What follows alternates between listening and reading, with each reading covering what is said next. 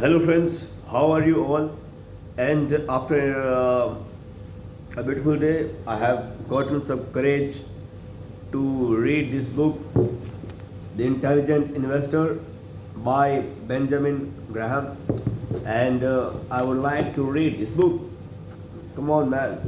Let's do book reading since it is very difficult to read in the room and understand the words written here.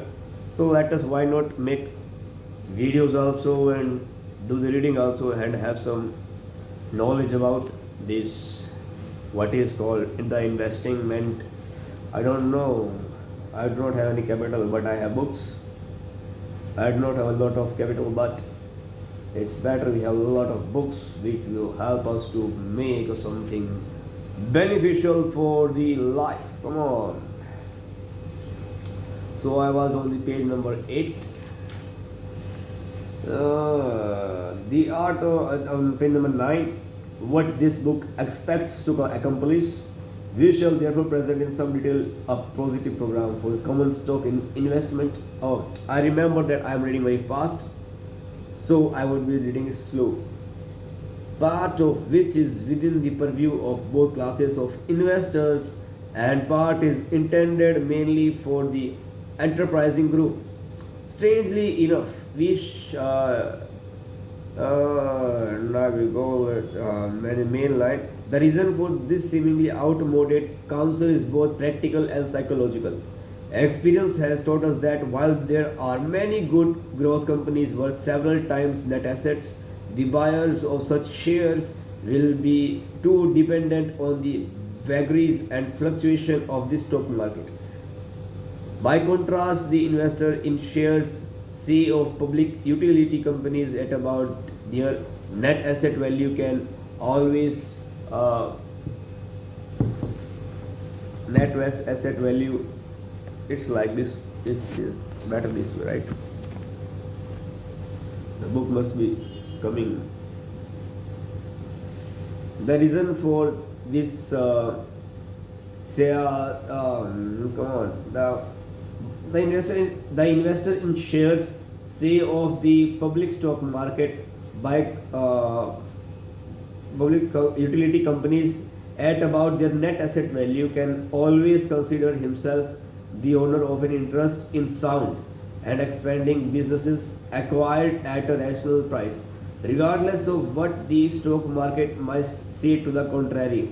The ultimate result of such a conservative policy is likely to work out better than exciting adventures into the glamorous and dangerous fields of anticipated growth.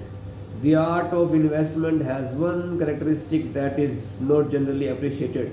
A creditable, if unspectacular result can be achieved by the lay investor with a minimum of effort and capability. But to improve this easily attainable standard requires much application and more than a trace of wisdom.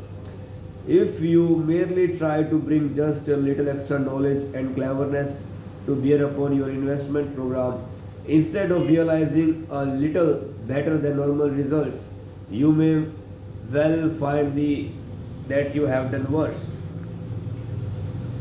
I do not understand anything, but the point is here that uh, it's better to read a book than spend a lot of capital and money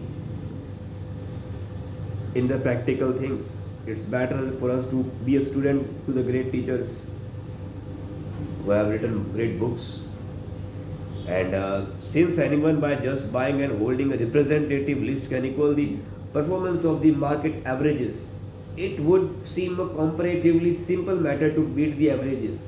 But as a matter of fact, the proportion of smart people who try this and fail is surprisingly large. Even the majority of the investment funds, with all their experienced personnel, I have not performed so well over the years as has the general market. Is it is written in the book. Come on, let's move ahead.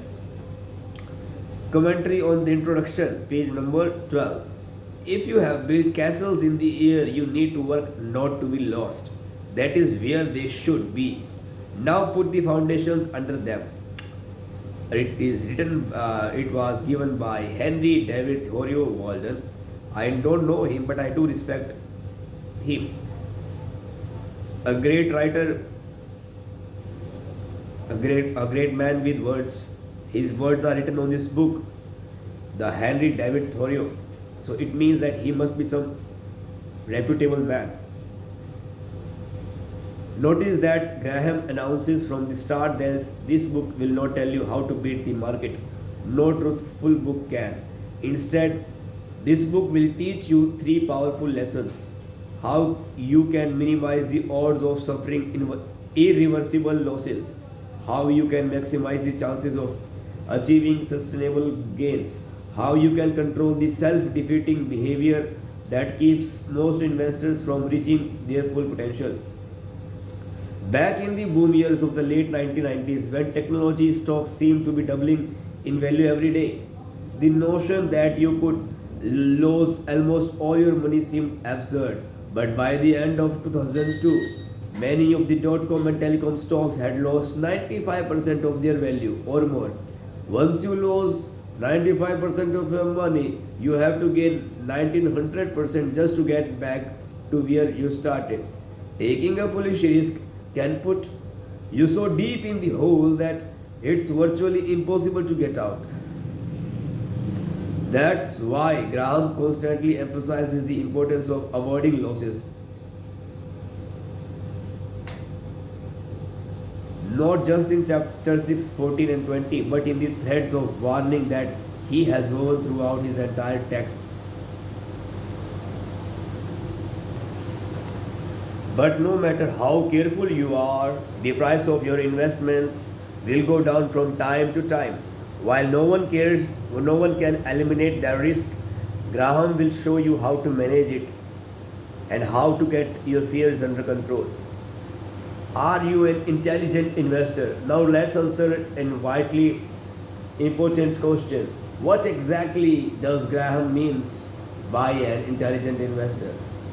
Back in the first edition of this book, Graham defines the term and he makes it clear that this kind of intelligence has nothing to do with the IQ or SAT scores. It simply means being patient, disciplined, and eager to learn. You must also be able to harness your emotions and think for yourself. This kind of intelligence, explains Graham, is a trait more of the character than of the brain. There is a proof that high IQ and higher education are not enough to make an investor intelligent.